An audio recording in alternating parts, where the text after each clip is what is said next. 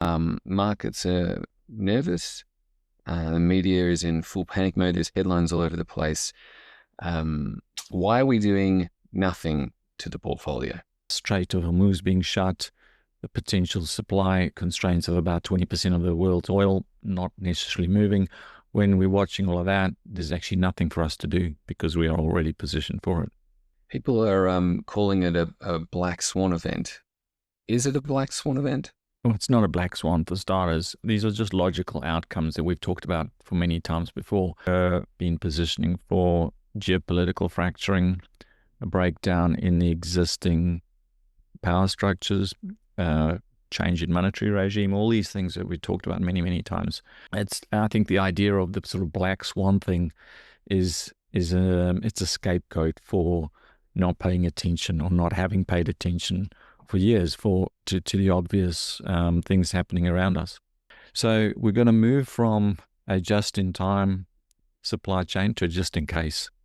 And that's a very different world to live in, where you're storing. Well, let's start with how we're viewing the direct escalation in Iran, guys. Markets are nervous. The media is in full panic mode. There's headlines all over the place. Why are we doing nothing to the portfolio? It's a good point. And it's one that we just talked about earlier, with, again, being asked the same question, what are you doing? And the answer was, we're not doing anything new. And the reality is that we've been positioning for a rotation of capital for many years now, and we're been positioning for geopolitical fracturing, a breakdown in the existing power structures, change in monetary regime, all these things that we talked about many, many times before, and all of them translate into the same answer. And what I mean by that is where, you always have to ask yourself the question, what am I going to do with this information? And what does it mean for me and my portfolio? And for us, our belief is that it's meant hard assets. It's meant that you want to be owning things which benefit as a consequence of monetary inflation, as a consequence of supply constraints in industries, and as a consequence of a relative breakdown or revaluation of dominant Western developed markets for emerging jurisdictions, emerging markets. So all of these themes, if you will, have been ones that we have built our entire portfolio around. And so as we now sit here with bombs flying across the Middle East, the Strait of Hormuz being shut, the potential supply constraints of about 20% of the world's oil not necessarily moving, when we're watching all of that, there's actually nothing for us to do because we are already positioned for it. People are calling it a black swan event. Is it a black swan event? Well, it's not a black swan for starters. These are just logical outcomes that we've talked about for many times before. Whenever you have countries that get into the levels of debt that the West has gotten into, when you have the lack of capital expenditure that's taken place broadly in commodity markets, in particular in energy markets, and of course we can reference ESG and climate nonsense and all these various narratives and stories, all of which have transpired in a collapse in the capital expenditure in those what are depletive industries, de-dollarization taking place geopolitically, the political instability in the West increasing. All of these factors are like, those weren't black swans. They've been taking place daily, weekly, monthly, yearly for some time. And what we watch is, what are the consequences of that? What are where is the asymmetry that lies in what markets as a consequence of that? And so, our positioning for that means that we're where we're at today, which is obviously very favorable, but it wasn't as a consequence of predicting anything. And so now when you see something taking place, it's not that it's a black swan. It's the culmination it's the culmination of these factors all transpiring in what is always going to happen. You're going to get instability. You're going to get wars taking place. And so we didn't really know where those would be or how they would transpire. We just knew that they would transpire, and that we also knew where we should be positioned in terms of our portfolio. So I think the idea of the sort of black swan thing is it's a scapegoat for not paying attention or not having paid attention for years to the obvious things happening around us. Brad, you got anything to add to that? Yeah, so I guess the whole black swan thing is somewhat unknowable. It's an interesting concept to talk about, to write about, etc. But when it comes to actually applying something, in terms of the real world at the coalface, it's somewhat meaningless. Yeah, for a long time we've talked about the whole thing about resource nationalization, the whole energy security thing, and how dumb the whole ESG thing is, and how it's resulted in a lack of investment in fossil fuels, so on and so forth. So yeah, these are probably accelerants to what we're seeing now. Not surprises. Let's talk about some of the portfolio themes and how they might be impacted by these events. Brad, do you want to kick us off with energy as a whole, which is like a main, I guess it's like the umbrella theme, one of for us.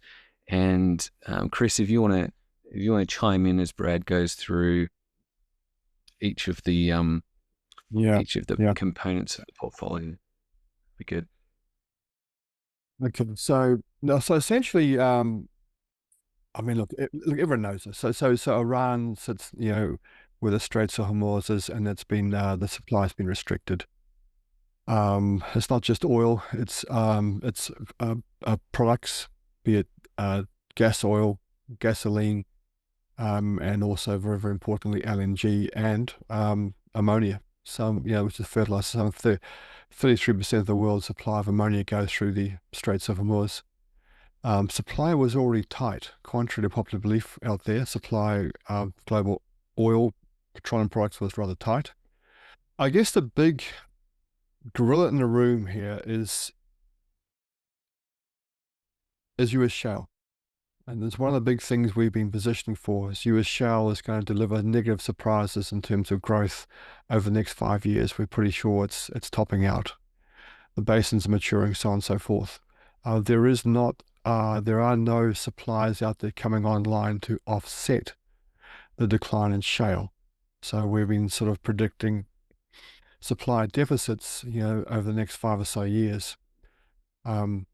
We can't imagine, even if there's a very, very good outcome in Iran, I don't know how you define good, but let's say there's a Western-friendly government put in Iran, again, just hypothesize. Iran's near full capacity now. To increase the capacity, it's going to take significant amounts of capital expenditure, which would take a long, long time. So don't expect any miraculous upside in supply ore coming from Iran. In fact, of all the OPEC countries, there's only Saudi and the UAE that had any spare capacity, and that actually wasn't that much. All the rest were more or less at full capacity. So in terms of the portfolio, we're long. Well, gosh, if we look at our portfolio, depends how you define energy. But anywhere between, let's probably 2/3 of our portfolio is sort of energy focused. That would be, for example, tankers. That would be coal, natural gas producers. Obviously, a big some exposure to oil and gas services and equipment. And to a lesser degree, oil refineries, particularly in their dividend portfolio. So we're so well positioned for these supply restrictions. The other thing I'll just add to this is, like, we're moving, as we get more geopolitical instability, you move from the world that we lived in, which was a just-in-time supply chain business, right? Like, where you could outsource, you did. Where you could not store particular things and you could have someone else store them and just get them delivered, like Amazon, to your door, you would, because it would decrease your cost base and your operating expenditure. That world changes dramatically when supply chains come under pressure. So you think about oil, I was just reading that Japan has only 250 days of oil supply, and they are extremely dependent on that oil supply, right? All of Japan's industry is, and that's not unique to Japan, by the way. There's every country in the world is dependent, some more than others, depending on their own supplies, et cetera, but it just points to the fact that we've lived in this world where the idea was you could just turn on the tap and whatever it was you needed would come, albeit with some cost. But, so you think about energy, there hasn't been a desire to store energy even in say, in oil. So we're going to move from a just-in-time supply chain to a just-in-case. And that's a very different world to live in, where you're storing and you're hoarding energy and food and all sorts of other things. And so we've talked for many times that the inflation that we're going to be seeing is going to be largely driven by supply side factors as opposed to demand factors. And so there's a couple of things. There's the supply side, which we just referenced, but then the denominator of that is fiat currency, right? And the fiat currency side of things, and Brad, you and I were looking at this morning. In fact, I shared you that link, Lucas, as well, with the cost of the war, right? Which, a couple of hours ago we were looking at it, and it was over $2 billion. And we're burning through, what was it, $9 million an hour or something like that at the moment. And all of these things need to be funded, right? So that increases your deficits, and it increases as it increases deficits, it puts more pressure on the bond market, and more pressure on the bond market means rates go higher, and that's all inflationary. So all of these factors kind of drive back into this stagflationary environment, which we are very, very well positioned for in the portfolio. One thing that also stands out in the portfolio is the geography or the jurisdictions that we're in. And one thing we've been banging on for years is that we don't want to be exposed to the Western financial complex. Chris, do you want to cover for viewers some of the investments and how that sort of protects us? Sure. Yeah, look, I mean, there's two factors to it. One is, as you mentioned, you're not wanting to be exposed to some of these risk factors. But, risk is always relative. It's not just the risk, but it's how the risk is priced, right? So where you're in, and we've mentioned this many times in the past, you can look at, say, US markets, the NASDAQ, Mag 7, etc. And even Europe. And Europe clearly has a lot of difficult issues, but when you look at the way those assets are priced relative to jurisdictions they have their own issues. There's no place that's perfect, but their relative valuations are so much lower. So we point to places like Argentina, Chile, Brazil. We've got select Asian exposure.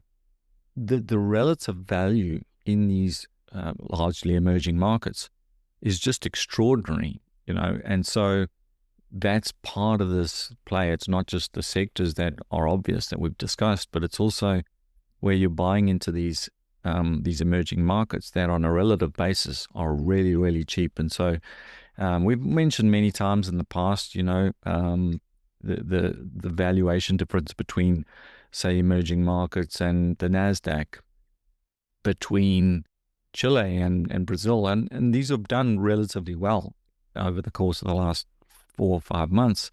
But when you look at a long-term chart on these going back 40, 50 years, you realize that, wow, this is a real opportunity. So I think it's going to take some time for the market to wake to the things that we have been talking about for some time. And while we're already up on these positions, I suspect that we're only just getting started in terms of this overall macro massive shift, which is a rotation of capital, both geographically as well as from, quote unquote growth assets into hard assets, into commodities in particular.